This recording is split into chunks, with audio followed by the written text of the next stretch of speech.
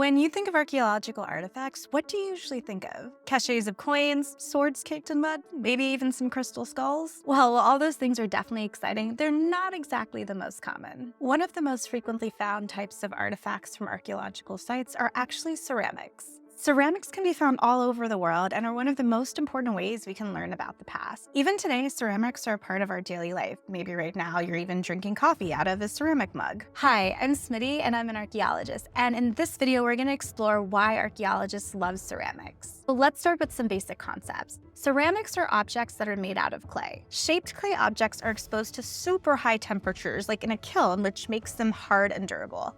There are many different types of ceramic that vary based on factors like the type of clay and firing temperature. Common ceramic objects that archaeologists often find include pots, jugs, amphoras, plates, bowls, pipes, and my friend Anya's personal favorite, pipkins. Like many other archaeological finds, the ceramics we recover from sites are usually broken. That's okay though, because these objects can stay in the dirt for hundreds, even thousands of years, virtually unchanged, even if they look like broken bits, because fired clay usually doesn't decompose easily. One of the major reasons that archaeologists love ceramics is that we can use them as a dating tool. Not that kind of dating tool. You see, the decoration, materials, and shapes of ceramic vessels often change over time. By studying these changes over time and correlating them with time periods, archaeologists can create timelines based on the type of ceramics they find. This is a method called seriation. Actually, I have a fun little video up in the cards that I'll put that goes into detail about this method. This has been a really useful method for sites across the world, especially in the American Southwest. The Pueblo people have a millennium-long history of creating beautiful ceramics with intricate designs that change over the years.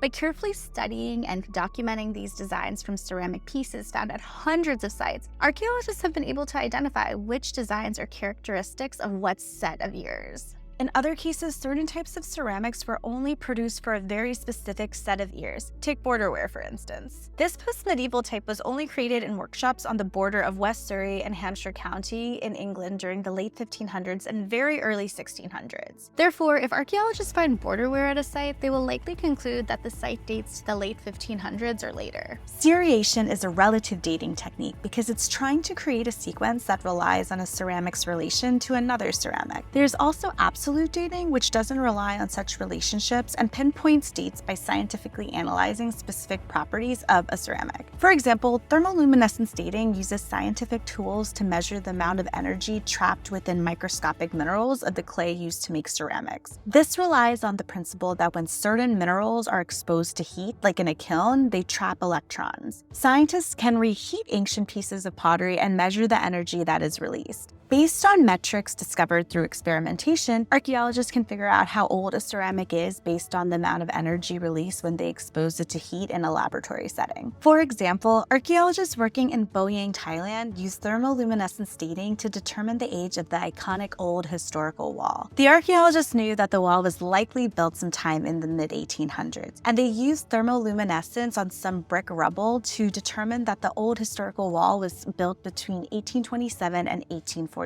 Another reason archaeologists love ceramics is that they can tell us about the daily lives of people in the past, like what they were trading, what technology they used, and what food they ate. Sometimes archaeologists find pieces of ceramics that they know are not produced in that area. This can signal that people at that site were trading with people outside their vicinity, perhaps even across long distances or even across oceans. Archaeologists working across East Africa have found distinctive Chinese-made ceramics at sites from as long ago as the 9th century. They found that Chinese ceramics were highly valued and that wealthy East African merchants saw them as powerful status symbols. Ceramics can also tell us a lot about what people were eating. People often stored and served food in ceramic containers, and sometimes molecules from that food became embedded into the surface of the ceramics themselves. Archaeologists can then conduct scientific analyses to figure out what kind of food were in those vessels. For example, archaeologists working at a 15th and 16th century site in Puerto Rico analyzed ceramic pots and jars to find that the people were eating a mix of Spanish foods like olives and wine, alongside indigenous foods and plants like corn and cassava. For more about plants at archaeological sites, check out this video up here. Sometimes archaeologists love ceramics because they can help us uncover how people in the past viewed the world around them. Sometimes we find abstract or symbolic designs on ceramic vessels, and in some cases this can signal spiritual beliefs. For example, archaeologists have studied axe, horn, and ox designs on Bronze Age Minoan ceramics artifacts alongside religious stories from that time period. This has helped us better understand the ritual and religious aspects of ancient Mediterranean life at that time. While it can be really hard to know what people hundreds or even thousands of years ago were actually thinking, these types of artifacts give us a peek into the minds of people in the past. Ceramics may also provide a way for archaeologists to understand social values.